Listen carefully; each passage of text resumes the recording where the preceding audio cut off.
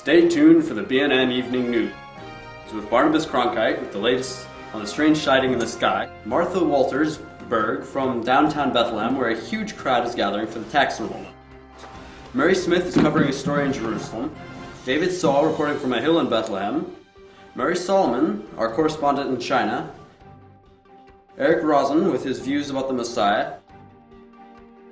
And Stud Bar Jonas talking sports. That's BNN News coming up next. Taxes, taxes, taxes. No one likes to pay taxes, but H&R Blackbird can help you pay the lowest taxes possible. Yes, that's right. H&R Blackbird is the only tax consulting service authorized by the Roman government, and each and every consultant has previous tax collecting experience. Yes, you can trust H&R Blackbird with all your tax-related problems. H&R Blackbird. 700 Appian Trail. I'm back. The BNN Evening News with Barnabas Cronkite in Jerusalem, Martha Waltersberg in Bethlehem, and Dr. Ben Haddad on Mount Ararat. Brought to you by Hertz Donkey Rentals, the donkeys O.J. Feldman rides, and by Gethsemane Nurseries, with gardens in every major city. Now, Barnabas Cronkite. Good evening. There's been a new development on the strange light that has been sighted in the Eastern Hemisphere for the past few nights. Correspondent Mary Smith reports. For the past few nights, a bright light or star-like phenomena has been appearing in the sky. At first, it was thought to be a meteor or an optical illusion. But tonight, Dr. Ishmael Strayson confirmed that what everyone is seeing is, in fact, a star. The question is, where did this star come from, and what does it mean? Officials close to the situation are speculating that the star is not an isolated incident, and that more strange occurrences may be expected. Concerned government officials are monitoring the situation closely, and reliable sources have told BNN that other similar incidents have not been made public. This is correspondent Mary Smith in Jerusalem. Thank you. BNN News has learned that an incident did occur near Bethlehem. We now switch to our mini cam live in the hills of Bethlehem, while David Saul reports. Barnabas, approximately 10 minutes ago, a group of shepherds told me that they saw some sort of angel accompanied by music and light. Normally stories from shepherds are discounted because of the fact that they're a strange breed. And sometimes they hit the sauce, glug glug. But this time, government officials seem strangely concerned. From my discussions with the shepherd, apparently they think that this has something to do with some Messiah promised many years ago. The mention of the Messiah seems to have government officials concerned. From the hills of Bethlehem, this is David Saul reporting. We'll be right back after this message from Hertz. Hey Feldman, you'll fall hurt. While you're listening down, it's nice to know your friends at Hertz are ready to help. Maybe you have to take your Donkey. for tax money, or maybe you're to kick people in debt. That's the time to read up Donkey. from Hertz. Donkeys. I've used the crowd, and are guaranteed to get you where you want to go. Of course, Hertz has nothing but 5G out there. Donkeys. That's where I say Donkeys. like Donkeys. and regular rides. Last month, Caesar Augustus issued a decree requiring all citizens to return to their city of birth in order to attain an accurate enrollment for taxing. Martha Waltersberg in Bethlehem has the story. I'm standing here at the No Room Inn on the outskirts of Bethlehem. Thousands of people are swarming into the city now, and every available faculty is full. Just a few minutes ago, a woman who is about to have a baby was almost turned away. Finally, after protest from her husband, they were allowed to stay with the animals.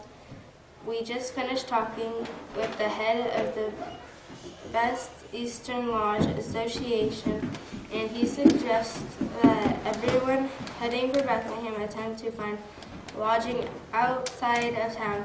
The head of the Roman government here in Bethlehem is so deeply concerned about crowd control. So far, there have not been any major incidents. The question is, can this uneasy quiet continue? Martha Waltersburg at the No Room Inn in Bethlehem. A group of highly respected astrologers have begun a significant journey. Correspondent Mary Solomon reports from Peking. Walter, a large party of wealthy astrologers are traveling toward Israel to observe a strange light. Apparently, it is the same strange light seen over Israel during the past few weeks. Informed sources have told us that these men believe there is some relation between the light and the Messiah. Although there has been no official recognition by the Roman government, it is believed that when the astrologers arrive within Roman territory, they will be summoned before government officials. Reporters here, Walter, are baffled as to the sudden concern over the part of the Roman officials for this promised Messiah. Why? We will have to wait and see. Mary Solomon from China. The bay and north will continue in just a moment. Ladies, now is the time to order your hooded capes and robes. The Good Hood Company has an incredible selection now. These hooded capes and robes are all one piece of material, so the hood cannot be lost, nor can it become entangled in water jugs being carried on the head. The Good Hood Company, where we also have a clearance on beautiful sheepskin swimming suits. Come by and see us soon. Eric Rosen has been watching with interest at the increasing speculation about a coming Messiah. Eric? The reason there's so much concern about the Messiah, of course, is the popular notion by the Jews that such a Messiah will become a political force and overthrow the Romans. This is a hope that Jews have had for years. And we have seen many potential messiahs come and go. We have a feeling that the strange light in the east is nothing more than a passing phenomenon that those who are overly religious and mystical can cling to, or worse yet, use to mount a revolutionary movement. I have done some research on this matter of the Messiah, and I am so sure that if those who act so anxiously awaiting a Messiah would be much more profitable if those who believe in God in the future than to live as if the future were now. Eric Rosen reporting on BNN. Jerusalem has been the home to the National Open Spear Throwing Olympics. Stud Bar Jonas reports on this story. Coming from major upset victories, two Hebrews will be facing each other in the finals to be held next Friday. Friday's match between Philip of Caesarea and Simon of Bethany has already been sold out. There is some concern that Philip of Caesarea may have trouble keeping his feet within the specified boundaries of his approach. He refused comment on the two warnings he received today. However, sources close to Philip confirm that he'll be wearing a new, imported brand of sandal to give him an additional footing. Should be quite a match. In chariot racing today, Fireball Jonah narrowly escaped serious injury when his vehicle turned over in the northwest turn of the Hippodrome.